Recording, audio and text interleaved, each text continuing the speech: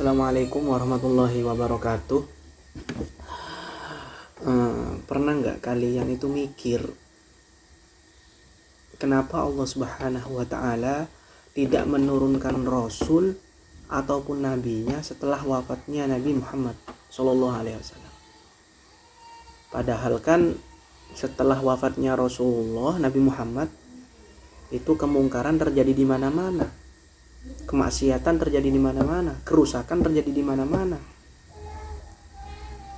Kenapa coba Allah Subhanahu wa Ta'ala tidak menurunkan lagi Rasulnya? Kita tahu, yang kita harus pahami di sini sebelumnya bahwasannya tujuan daripada diutusnya seorang Rasul oleh Allah Subhanahu wa Ta'ala kepada suatu kaum, misalnya seperti Nabi Hud diutus kepada kaum Ad, Nabi Musa, Nabi Isa diutus kepada kaum Bani Israel, dan juga nabi-nabi yang lain yang diutus kepada kaum-kaum tertentu, ataupun Nabi Lut yang diutus kepada kaum Sodom, Nabi Soleh yang diutus kepada kaum Samud, dan lain sebagainya. Itu tidak lain dan tidak bukan karena di kaum-kaum tersebut itu terdapat kerusakan yang sangat besar sekali, yang mana kalau dibiarkan maka kaum-kaum tersebut akan hancur. Oleh karena itu Allah Subhanahu wa Ta'ala mengutus Rasulnya dengan tujuan agar mengajak mereka kepada kebaikan dan mencegah mereka dalam kemungkaran, memperingatkan mereka. Itulah tujuan daripada Rasulullah, diutusnya Rasul kepada suatu kaum oleh Allah Subhanahu wa Ta'ala. Yang menjadi pertanyaan, kenapa Allah Subhanahu wa Ta'ala tidak mengutus kaum Rasulnya lagi setelah wafatnya Rasulullah Nabi Muhammad sampai sekarang? Padahal kita tahu bahwasanya kerusakan di mana-mana, sampai sekarang pun itu kerusakan di mana-mana, kemungkaran terjadi di mana-mana.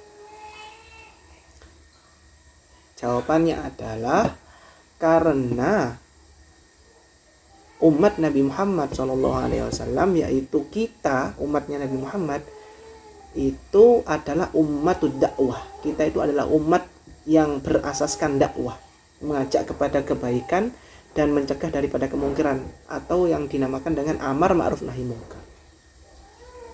Kuntum khaira ummatin ukhrijat linnas. Engkau wahai kaumnya Nabi Muhammad adalah umat yang paling baik.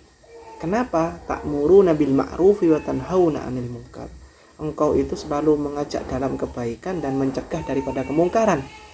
Jadi di dalam Islam Allah Subhanahu wa Ta'ala mewajibkan kita untuk mengajak dalam kebaikan dan mencegah dalam kemungkaran, yang mana pada asasnya mengajak dalam kebaikan dan mencegah daripada kemungkaran itu adalah tugasnya para nabi, tugasnya para rasul sebenarnya. Dan itu tidak diwajibkan Allah Subhanahu wa Ta'ala kepada kaum-kaum sebelumnya. Kanu la yatanahawna 'an munkarin fa'aluh. Sebagaimana dalam Bani Israel yang diceritakan oleh Allah melalui ayatnya, kanu la yatanahawna 'an munkarin fa'aluh. Mereka itu tidak saling mencegah dalam kemungkaran. Yang baik ya udah baik sendiri, yang mungkar ya udah mungkar, tidak ada yang mengingatkan. Itu beda. Hal inilah yang tidak dimiliki oleh, itulah yang menjadi perbedaan antara kaumnya Nabi Muhammad, yaitu kita Islam, dengan umat-umat terdahulu. Kita mengemban tugas para nabi, para rasul. Oleh karenanya Allah Subhanahu wa Ta'ala tidak butuh mengutus rasul ataupun nabi lagi kepada kaumnya Nabi Muhammad setelah Nabi Muhammad wafat. Karena tugas daripada rasul ataupun nabi itu sudah working by system. Itu sudah bekerja sesuai sistem. Amar ma'ruf nahi munkar itu sudah berjalan. Kita lihat sekarang saja, kita lihat walaupun kerusakan kemungkaran terjadi di mana-mana, tapi masih ada solusinya, masih ada perbaikannya. Masih banyak dari mereka yang mau sholat, yang mau menjalankan perintah Allah dan menjauhi larangan Allah. Bahkan dari sebagian mereka, saudara-saudara kita juga ada yang namanya kaum hijrah. Ya, jadi kita lihat di mana-mana juga banyak para pendakwah, para dai, para ustadz, ya, yang di sana berkontribusi, ya, dan juga tidak harus ustadz, tidak harus mereka yang ahli agama, ya. Jadi mereka semua, kita semua itu berkontribusi dalam menjalankan tugas ini, yaitu amar ma'ruf nahi mungkar ini. Itulah yang menjadi keistimewaan dari umat Nabi Muhammad SAW. Ya, tidak serta merta tidak diturunkannya Nabi kepada kita itu justru menjadi keburukan bagi kita. Justru itu yang menjadi sisi positif bagi kita umat Nabi Muhammad setelah wafatnya Nabi Muhammad.